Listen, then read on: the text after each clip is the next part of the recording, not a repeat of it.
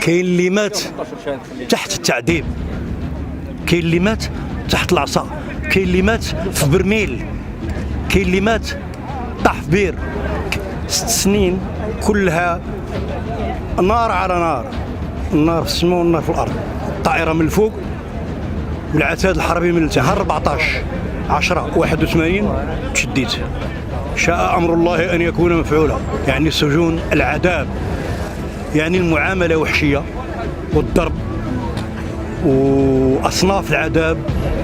تعرف المرتزقه ما كيرحموش، كابل كيفتلوه على 4 ولا 5 ويضربوا به. كاين اللي فقد عينيه، كاين اللي فقد نيفو، كاين اللي فقد فمه، كاين الناس اللي قتلوهم عذبوهم حتى الاخر نفس، حتى ماتوا. تصور انسان مات داخل في ذاك الخلاطه اللي كتخلط السيمه، كان سوء التغذيه. 4 سنين ما عرفناش الخبز كي داير، وطلبونا واحد الوقت باش نرجعوا معاهم.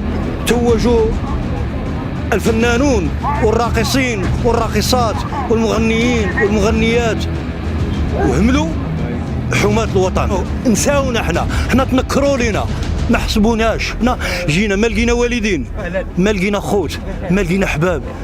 خلينا المغرب بواحد الشكل، جينا لقيناه بشكل اخر. أعوذ بالله من الشيطان الرجيم. بسم الله الرحمن الرحيم. الحمد لله الذي هدانا لهذا وما كنا لنهتدي لولا أن هدانا الله. تحية للمغاربة، تحية للمجتمع المدني، تحية للإخوان في أي مكان خارج الوطن وداخل الوطن. أنا شخصيا فوت 6 سنين في لازون اوبيراسيونيل، 6 سنين كلها نار على نار، النار في السماء والنار في الأرض، يعني مواجهات في جميع الأماكن. يعني شاركت تقريبا في واحد 24 عملية ولا 23 هكاك، وكانت يعني عمليات خطيرين في جميع المناطق، يعني طائرة من الفوق والعتاد الحربي من التحت، ودافعنا يعني بغيرة وعطينا بالغالي والنفيس. وكنا دائما كنا عندنا هدف باش ننتصروا على المرتزقه. واخيرا وقع ما وقع. تاثرت لو 14/10/81، يعني نهار 14/10/81 تشديت. شاء امر الله ان يكون مفعولا. الوقت اللي تشديت داونا لشي اماكن، تعرف المرتزقه ما كيرحموش، داونا الاماكن فين كاينين هما. الاولى بداو بينا كيحفروا بينا البير ديال الماء، كيحفروا بينا البير مده ديال 3 وحنا في واحد المنطقه ديال حوزه كنحفروا البير، ما كانش عندهم الماء، وحفرنا البير قوى الماء تبارك الله، ولا الخير غير دالع. ودرنا لهم جراضي، درنا لهم دي جاردان، ما كانوش يعرفوا ما معنى جرده كاع كي دايره، ما كيعرفوش هما الخضره كاع كي دايره. فوتنا معهم داك 3 سنين في منطقه حوزه، ودرنا واحد الفيرما قداش فيها جميع انواع الخضار. 3 سنين، ومن بعد فوتنا داك الفتره ديال 3 سنين، هزونا داونا لي كون ديالهم معروفين، المراكز ديال الاسر، يعني على شكل سجون. وهاد السجون لا اله الا الله، سجون يعني ما نقولكش، يعني سجون العذاب، يعني المعامله وحشيه والضرب واصناف العذاب. ونوضوا 5 دي ماتان، 5 الصباح كنكونوا فايقين وكيحسبونا 3 فوا حتى 4 فوا بالليل. والبرد القارس، ينوضوك من النعاس ويحسبونا 3 خطرات 4 خطرات في الليله يحسبونا، معناها ما كنعسوش على هذا الحساب. وبالصباح مع 5 كنكونوا في العمل. يعني قضيه العمل كل واحد وفين. كاين الناس اللي كيديروا هادشي ديال البني، كاين الناس اللي كيطيبوا لديك المسؤولين ديالهم، كاين الناس اللي كيضربوا هادشي ديال الطوبيه، كيصوبوا شي ديال البريك. يعني كل فئه واش كاينه فئه مقابله كاينه فئه مقابله الجراضي، غير الخنادق والمينيسيون، وكاينه فئه مقابله هادشي ديال العتاد والمينيسيون يديروا النظافه ويجمعوا داك العتاد ديالهم وداك الشيء. المهم اليد العامله عندهم وهما غير ناعسين، هما ماشي غايشين امراء، هما الا ما حاطين على كروشهم والكيسان ديالها تاي والغوات ومدججين بالاسلحه والغوات والضرب. المشكل الغريب في الامر هو كيضربوا بدي كابل كيفتلوه على 4 ولا 5 ويضربوا به. كاين اللي فقد عينيه، كاين اللي فقد نيفو، كاين اللي فقد فمه، كاين الناس اللي انتحروا، كاين الناس ما طاقوش، يعني ما قدوش يواصلوا، انتحروا تم. كاين الناس اللي قتلوهم عذبوهم حتى الاخر نفس، ماتوا. قضيه التغذيه كان سوء التغذيه. يعني تصور الا قلت لك واحد الحاجه تكذبني، 4 سنين ما عرفناش الخبز كي داير، ان هاد الناس ما كانوش كيعرفوا الخبز. ناس مرتزقه من جميع انحاء العالم، كاينين فيهم كوبيين، كاين فيهم غينيين، كاين فيهم انغوليين، كاين فيهم من تنزانيا، كاين فيهم من ليبيا، كاين فيهم من كوبا، كاين فيهم مخلطين. يعني المرتزقه هما هذوك، يعني ناس كيتخلصوا، ناس كيشاركوا في العمليات. شاركتي في شي عمليه تخلص مت الله يهنيك، فهمت كيفاش؟ وفوتنا معهم. تصور 24 سنه صبرنا ما فيه الكفايه. يعني كنا دائما كنقولوا يا ربي غير تفرج علينا، غنشوفوا بلادنا، وطلبونا واحد الوقت باش نرجعوا معاهم. Il nous a proposé de les rejoindre باش نكونوا معاهم، ما بغيناش. اذا الا رجعنا معاهم كنتسموا دي تراتر، كنتسموا خاينين. حنا ماشي خاينين، حنا حماة وطن، حنا كنحبوا هاد البلاد، حنا هاد البلاد كنحبوها، راها بلادنا. اذا الا رجعنا معاهم كنتسموا خاينين. وصبرنا، وكما يقول المثال جاء الحق وزهق الباطل، ان الباطل كان زهوقا. وجينا لبلادنا كنا كنظنوا باللي غادي يستقبلونا ويكرمونا ويتوجونا. كما يقال توجوا الفنانون والراقصين والراقصات والمغنيين والمغنيات، وهملوا حماة الوطن. نساونا، حنا تنكروا لينا، ما حسبوناش، اصبحنا نعد في عالم النسيان، ما حسبوناش. يعني كاننا كنا غير دالعين وصافي. ولكن الله سبحانه وتعالى يمهل ولا يهمل. احنا ما دمنا على قيد الحياة سنبقى وسنظل ندافع ونطالب ونلح، لأن الله سبحانه وتعالى يحب العبد الملحاح.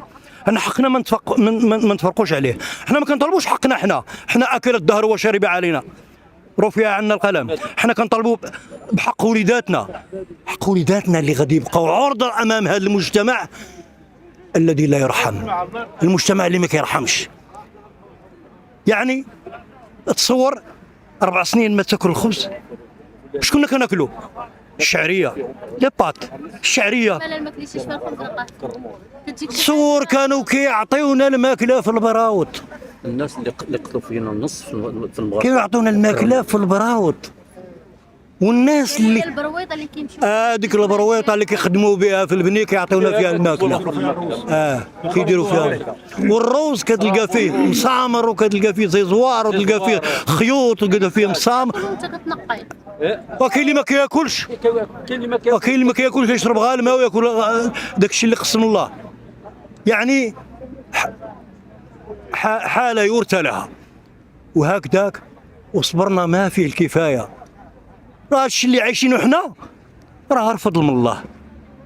راه الا بغاك الله سبحانه وتعالى يرزقك من حيث لا تحتسب. احنا هاد الناس لو كان الا بغينا نقولوا بواحد الكلمه اصح، ما كرهوش كون بقينا لهيه ما نجيوش. نهار اللي جينا جا سيدنا عندنا الله ينصرو قال لنا بالحرف انا قادر باش نعوض لكم كل ما ضاع، غير الشباب ما لكن كل شيء يعوض الا العمر. العمر ديالكم ما نقدرش نعوضه، العمر راه مشى. يعني ضيعنا شبابنا وحياتنا وعمرنا. تصور انسان يمشي ب 24 سنه وتجيب 48 سنه. كما كيقولوا واحد المثال بالدارجه، كيقولوا صحراوه، كيقول لك حنا طرالينا بحال حمد هلابو، اللي داه ما جابو واللي خلاه ما صابو. يعني خلينا والدينا وخلينا خوتنا وخلينا احبابنا، جينا ما لقينا والدين، ما لقينا خوت، ما لقينا احباب، خلينا المغرب بواحد الشكل، جينا لقيناه بشكل اخر. يعني وجينا ولا جينا كنطالبوا حقنا. حنا ما كندمروش هاد البلاد، وما خفي كان اعظم، والناس اللي ماتوا لهيه لا يعدون ولا يحصون. كاين اللي مات تحت التعذيب، كاين اللي مات تحت العصا، كاين اللي مات في برميل، كاين اللي مات طاح في بير، كاين اللي مات رجع في كاميو. يعني الموت واحده ولكن الحالات مختلفة. كاين الناس اللي ماتوا في طونكاسو، وكاين تصور انسان مات داخل في ذاك الخلاطه اللي كتخلط العجين، السيما، هذيك الخلاطه الكبيره اللي كتخلط السيما مات فيها لداخل. ورغم داك الشيء ما كيرحموش هاد الناس، ما كيرحموناش. وها حنا جينا كنطالبوا بحقنا وما رحمنا حتى واحد. انت شتي بعينك، شت قافله ديال البوليس وديال القوه المساعده، وها هما كيمنعونا باش نشوفوا رئيسة منظمة الحقوق الإنسان اللي هي ديال المصالح الاجتماعية ديال لاله مريم ديال الحسن الثاني، ديال الحسن الثاني، ومنعونا. علاش يمنعونا؟ حنا واش كندمروا؟ حنا واش كنخربوا؟ حنا ما كنخربوش، حنا تدمرتوا وحنا رحنا مدمرين خلوق. في هذه الاوضاع الراهنه حتى الصحافه كيمنعوها. علاش تمنعوا الصحافه؟ علاش؟ هذا هو السؤال المطروح. متفق معاك، انتم كتجيو انسان اللي عنده اراده وعنده رغبه وعنده واحد لا فولونتي وعنده واحد الحب على هذا البلاد وكيبغي يعرف وعنده حب الاستطلاع وباغي يعرف اش كاين، كيجي خصو يعرف اش كاين. راه جات عندنا صحافه من كندا ومن ايطاليا ومن المانيا، ماشي غير هنا، جاو عندنا حتى عند بوليزاريو. جات عندنا الصحافه من انحاء العالم لهيه. ونهار اللي جينا لهنا الصحافه ديالنا اللي خاصهم يجيو يحضروا معنا ما كيجيوش. هذا نداء للصحافه، هذا نداء للحكومه اللي كتمنع الصحافه. علاش؟ حنا بصفتنا كأسرى وفقا لبنود جنيف والامم المتحده كأسرى، وتحسبونا محتجزين وتحسبونا مختفون وتحسبونا خائنين وتحسبونا عائدين، ما معترفينش بينا كأسرى. علاش؟ اشنا هو السبب؟ السؤال المطروح علاش؟ حنا بصفتنا كحومة وطن خاصكم تعطيونا حقنا، تعطيونا حق وليداتنا اللي ديتوه. كيقول لو ريبريزونطون دو لارمي رويال اللي هو المنتدب اللي المسمى بالودي، قال باللي عطاونا 75 مليار. دخلنا عليك بالله 75 مليار. لو كان عطاو 75 مليار 2000 2400 بريزونيي، كون جاتنا 200 مليون لواحد. ايه عطيتونا 75 مليار في الخيال، عطيتونا 10 و65 ديتوها قسمتوها بيناتكم، ولا حسيب ولا رقيب. لا حسيب ولا رقيب في هذه البلاد. اللي في شي بلاصه كيدير اللي بغى، اللي في شي مسؤوليه كيدير اللي بغى. قال لك ربط المسؤوليه بالمحاسبه. اين هي المحاسبه؟ اين هو الحق؟ اين هي الحقوق؟ اين هي المساواه؟ فينا الناس اللي استافدوا حقا، ما نكذبوش على الله، فينا الناس اللي داو ديزاغريمون، فينا الناس اللي داو ديور، فينا الناس اللي كرموهم اعطاهم مبالغ ماليه، ولكن اين هي المساواه؟ احنا بلادنا عندنا حريه التعبير، نتكلموا كما بغينا ونقولوا اللي بغينا، ولكن كنحترموا المقدسات صفتنا كأسرى وكجنود وكحماة هذا الوطن. دائما كنحافظوا على المقدسات باش نكونوا دائما باش ما نكونوش عرضة أمام الأنظار.